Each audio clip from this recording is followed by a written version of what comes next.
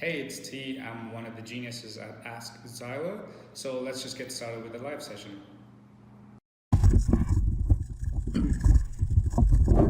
Alright, so we're going to get started with some questions that students have sent in.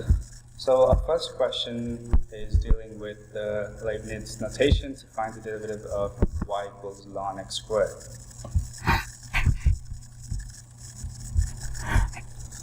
So we can solve this using two ways. One way is by using the chain rule. So we know that we're trying to find dy over dx, right? But if we use the chain rule, we know dy is going to be taken in terms of some intermediate, we're going to call it u, and then we need to find du in terms of x. So let me define those. So y we already have in terms of ln and x. We're going to write y in terms of u. And then we're going to write what u is, so I used u as x squared. So then I can go ahead and find the derivative in terms of u. So that's simply going to be, if I have ln u, the derivative is simply going to be 1 over u. And then I'm going to do the same thing for u in terms of x. So x squared is simply going to be 2x.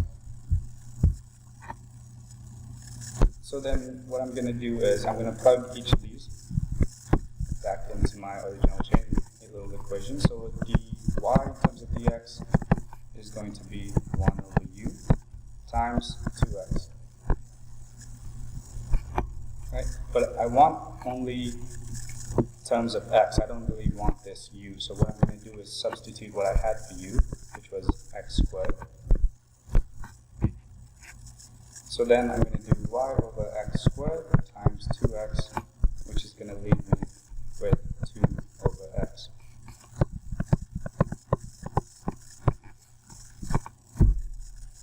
So this was a little roundabout way of doing it because there's an easier way of doing it. So we went through the chain rule, used the Leibniz notation, and we found the derivative of ln x, ln u, and then x squared. So what we could have done was question said y is equal to ln x squared. We could have used exponent rules. So exponent rules means we're going to bring the 2 down outside. So it's going to give me y is equal to 2 ln x. These are equivalent expressions. So then I can find the derivative of y in terms of x really easily. 2. It's a constant. If a constant is being multiplied to an expression, I can just take it out, leave it the way it is. And then I'm going to find the derivative of ln x. So the derivative of ln x is simply going to be 1 over x. So I have 2 over x as my answer. So as you saw, we went through this a lot quicker than if we had gone through the chain rule, because we can skip some steps because we knew how to use our logarithm rules. So my advice would be to just brush up on log rules that you went through in grade 12 advanced functions, just to help you out with these derivatives. Alright, so let's move on to the next question. So it's very similar, except we don't have logs anymore, we have a sinusoidal function. So it's saying use Leibniz notation to find the derivative of y equals sine of something inside it. So what we're going to do is we can use the chain rule again. So my goal is I need to find dy in terms of dx. But once again we have a function inside my sine, so I'm going to say I have an intermediate u again. So I'm going to find dy in terms of du and du in terms of dx. So what's my y? Y is going to be sine u, and u is going to be dx times x squared. So then I'm going to go ahead and find the derivative of dy in terms of du. So sine u is simply going to be cos u. So then I'm going to go ahead and find the derivative of du in terms of x, which is x times x squared. So this I have to use the product rule. Right? So my product rule is I'm going to find the derivative of the first product, and then first term, and then multiply it with the second term by itself. So ex, e to the power x, the derivative of that is simply going to be ex. It's not going to change. So I have ex times x squared plus, I'm going to leave ex the way it is, and then find the derivative of x squared, which is going to be 2x. Right? So then I have ex times x squared plus 2x e to the power x as well.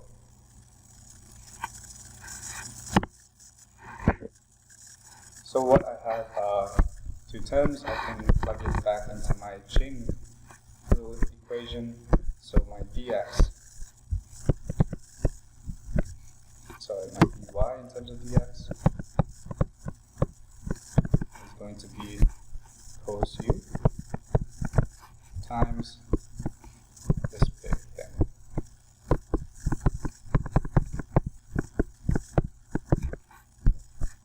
Right? And then I have to plug in my u because I want only x terms. So I'm going to bring cos ex times x squared back down. But I still have a product times x squared plus 2x ex, and the product of these two will be my derivative. So that we don't need to solve anything, we just need to provide the derivative, so this is my answer. So what did I do? I first realized that I have to use my chain rule.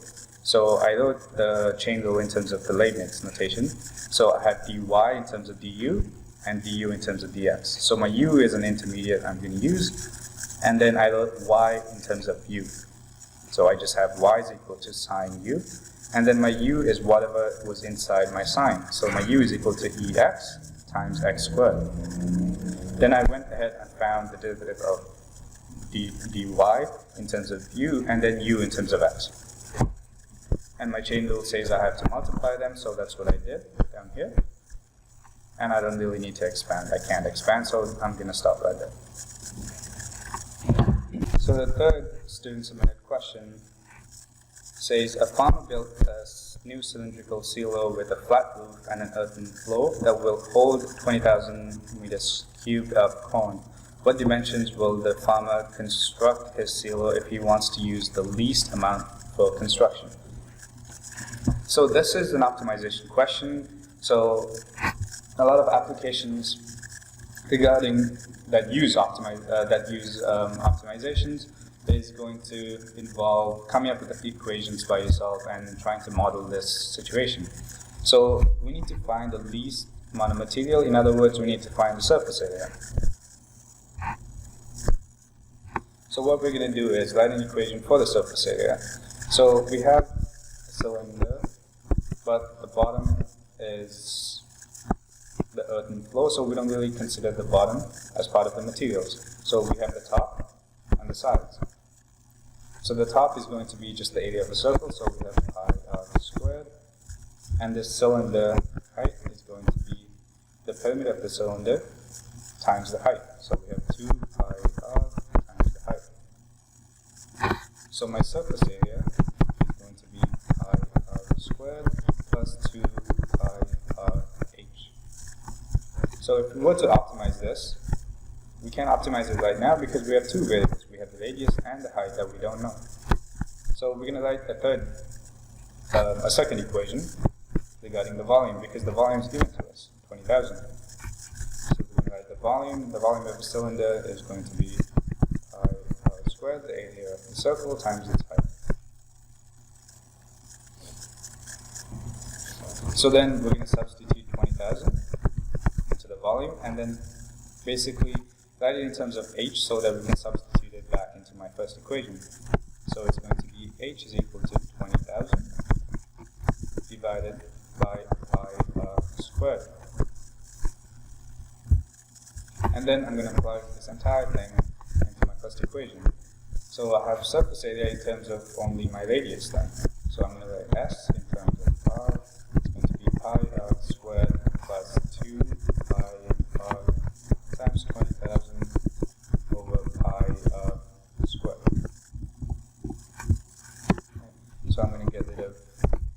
radius, the pi is going to go over 2. So I'm going to be left with pi squared plus 40,000 over my radius. So I came up with an equation for my surface area. So the question is asking me what's the least amount of material I need for this construction. So what do I need to do? I need to optimize the surface area, meaning I need to find when is my surface area the lowest number. So in other words, I need to find when is my derivative of surface area equal to 0. So I'm going to find my derivative first of all, so I can just get the derivative of each term in terms of my r. So this is going to be 2 pi r, and this is going to be minus 40,000 over r squared.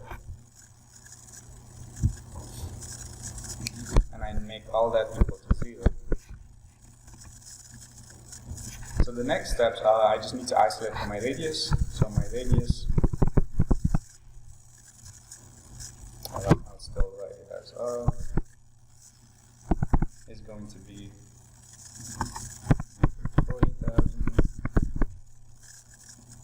over my r squared, and then I'm going to bring my 2 pi down here.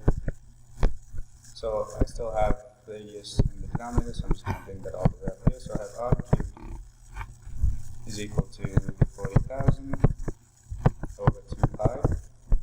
So when I bring this term over, the minuses cancel out, so I just have a positive number. And then my radius is simply going to be 18.53 meters. So I can do that by cube rooting. 40,000 divided by 2 pi. So I found my radius, but the question is still incomplete because we're asking what dimension should the founding constructor seal of. So we found the radius, but we still need to find the height. So my height equation said 20,000 over pi r squared. So I'm going to write that again. So 20,000 over pi r squared. I'm going to substitute my radius into my height equation. So I have 20,000 over pi times 18.53 squared.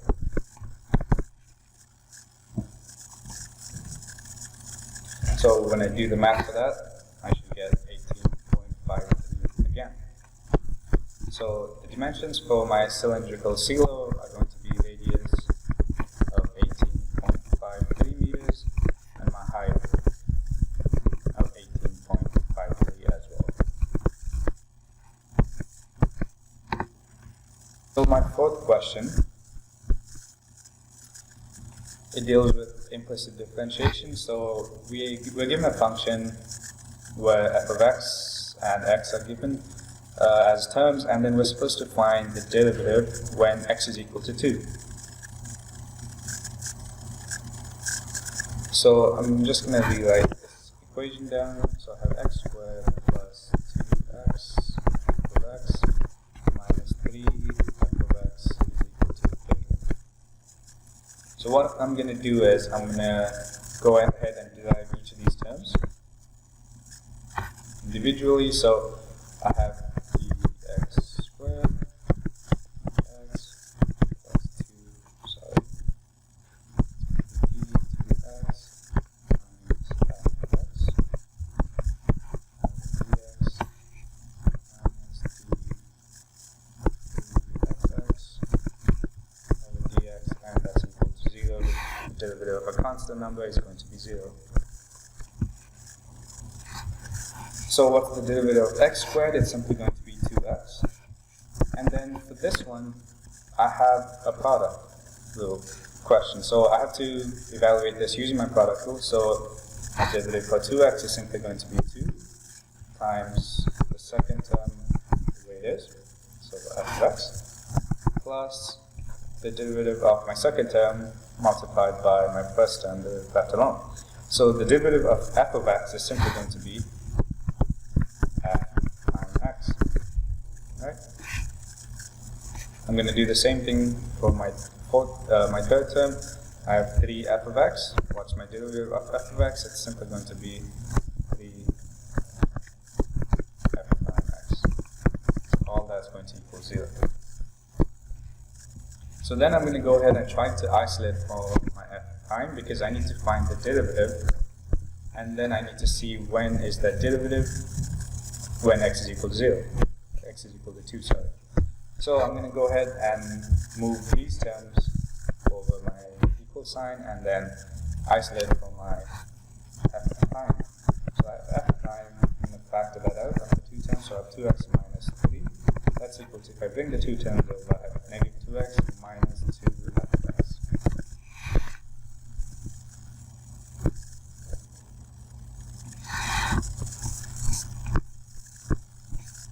So then I have f prime x is going to be negative 2x minus 2fx over 2x minus 3. So I found an expression that gives me my derivative of f of x. But I have f of x still. And I don't really have an expression by f of x by itself. So I can't really substitute any values there. So I'm going to simplify this as much as I can. So I'm going to write f prime, f2 is going to be negative 2 times 2 minus 2 of f of x over 2 times 2 minus 3. So 4 minus 3 is going to be just 1. And then this is going to be minus 4 minus 2f. So I'm going to do that in the next line. So it's simply going to be negative 4 minus 2 times f of x. So I need to find out when f of x is equal to 2. When x is equal to 2. So I'm going to go back to my original equation. I'm going to write that down. I have 2x f of x minus 3f of x is equal to 3. I had x squared in the front. So what I'm going to do is try and isolate for f of x. So once again, I'm bringing this term over. So I have f of x, and then I'm going to factor f of x from these 2 terms. So I have 2x minus 3 is equal to 3 minus x squared. Then I have f of x in terms of only x term. 3 minus x squared over 2x minus 3. I'm going to plug in 2 into each of my x values. So I have negative 2 squared over 2 times 2 minus 3. I should get negative 1. So now I know when f at 2, it's going to be negative 1. So all I have to do is go back to my equation, plug in negative 1 here, so I have negative 4 minus 2 minus 1. All that's going to equal to is negative 2.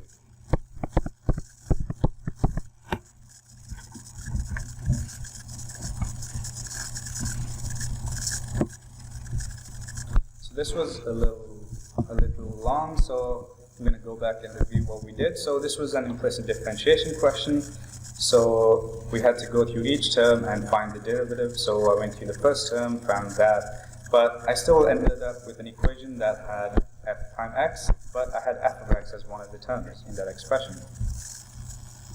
Right? So I needed to find out what f of x was when x is equal to 2. So I went back to my original equation, which is this, and then I isolated for f of x. So I ended up with f of x is equal to 3 minus x squared over 2x minus 3. So I went ahead and plugged in 2 for each of my x values, and then I came up with negative 1. I went back to my derivative, and then I plugged in negative 1 where my f of x was. So I came up with the final answer of negative 2. So when x is equal to 2, my f prime is going to be negative 2. So we're going to go ahead and start the next question.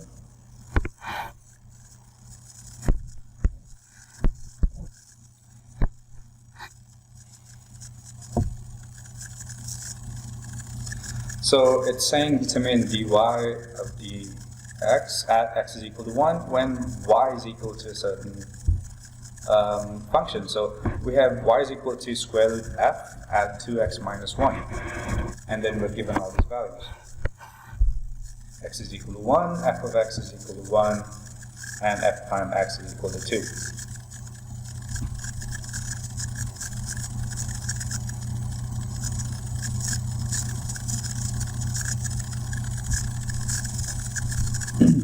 So what we're going to do is a little tricky, because we need to understand one thing, is that y and f of x are two different functions in this question.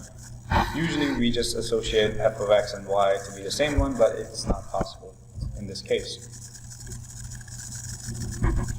So what we're going to do is we're going to go ahead and use the chain rule for this question and define y prime.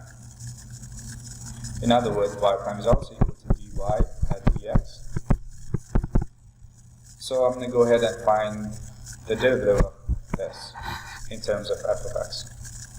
Right, so I originally have f at 2x minus 1 to the power of 1 over 2.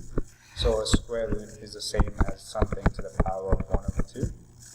So I like working with power, so I'm going to just convert that to a power, and then what I'm going to do is use the power rule on the outside of the function and then derive the inside of the function afterwards.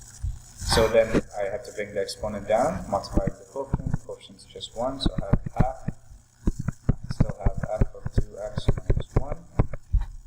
And then reduce the exponent by 1, so 1 over 2 minus 1 is going to be minus 1 over 2. Then I have to find the derivative of f prime 2x minus 1. I'm not done there because I still have to find the derivative of whatever's inside. So the derivative of 2x minus 1 is simply going to be 2. So this is a chain rule inside the chain rule. That's why I have so many steps. So then I'm going to go ahead and simplify this a little bit. So what I can do is, I know x is equal to 1. So I'm going to plug in 1 for x for each term. So I have 1 over 2. I have f 2 times 1 minus 1. All of this is to the power of 1 over 2. Negative 1 over 2. And then f prime is going to be 2 times 1 minus 1 times 2. So this simplifies to 1 over 2. F at this 2 times 1 is 1. 2 minus 1 is going to be 1. So f at 1. And this is going to give me 1 as well. So f prime at 1 times 2. Now we're almost done, but we have to think back to what we were given initially. We had, when x is equal to 1, fx is equal to 1, and f prime x is equal to 2. So we're going to plug those values into this quotient. So we know when x is equal to 1, f of x is equal to 1 as well. So I'm just going to plug in 1 for that entire term. And then f prime x is going to be equal to 2. So I'm going to plug in 2 as well. Times 2 that I had on the outside. So all this is going to simplify to dy at dx is going to equal to 2 when x is equal to 1. So just to recap, we had to find the derivative of y. So it was a chain rule within a chain rule, so we had to find the derivative of the outside function, which is just something to the power of 1 over 2. So I got the 1 over 2 down, and then I had to find the derivative of f at 2x minus 1, which is this, and then the derivative of 2x minus 1 as well, which is just 2. Then I simplified, I plugged in x is equal to 1, and then I can plug in f at 1 is going to be 1, f prime at 1 is going to be 2, so I plug those into here. And all I had to do was simplify, multiply numbers together to give me 2. So we're going to go ahead and do our last question for calculus.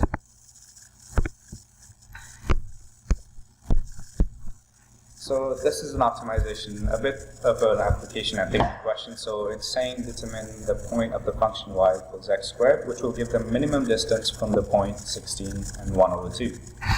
So I have a point 16, 1 over 2, and I have a function y equals x squared.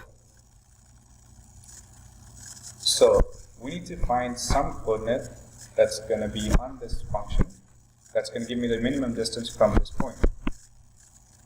So that coordinate, I'm just going to create an arbitrary x, and then my y is just going to be x squared. So I'm going to use this as the coordinate that's going to be the minimum distance. So my distance equation, if you remember from grade 10, is going to be distance, I'm going to just square this, it's going to be x2 minus x1 squared plus y2 minus y1 squared. So I have to optimize this. So there's one thing we can do to make our lives easier is by just squaring both sides and just finding the derivative of d squared, because if we're optimizing, it doesn't matter if we're trying to find the lowest number inside the square root or outside, it's still going to be the smallest number. So I can optimize this instead of this ugly square root.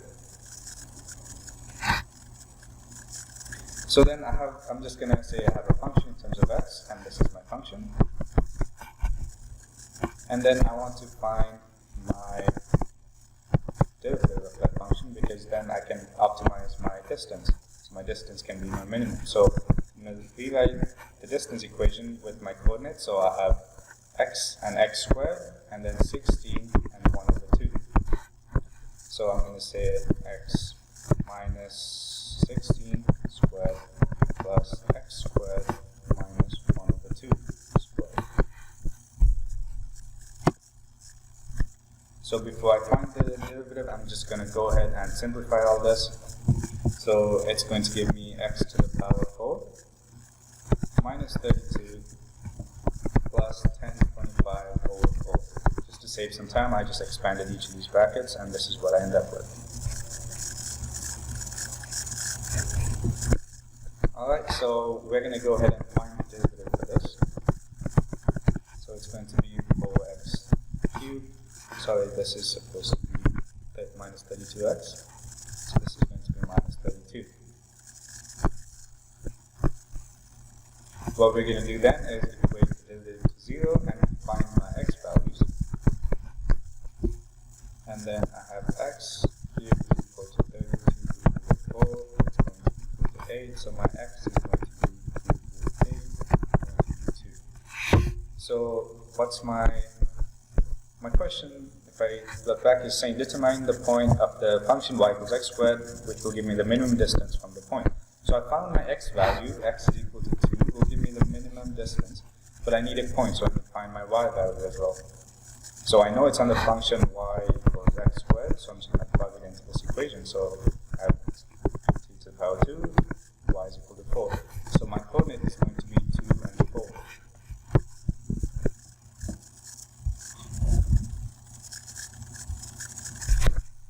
So what did we do for this? So we realized we had to find the distance between this function and this point. So I came up with an arbitrary point, so x and x squared for my x and y values. And then I realized that my distance function can be simplified to just the distance squared function. It's going to still give me the shortest distance if I optimize it. So then I went ahead and simplified my distance function, and then I went and found the derivative of that, equated that to 0, and found my x value, plugged it into my function, found the y value. So if you missed any of the questions, if you want to look back at the questions, the story will be a good place to find these again. We also have the recordings saved on our YouTube channel, which you can find in the link in our bio. So if you're unsure, if you want to go back, watch it again, so you can go ahead and check those videos out.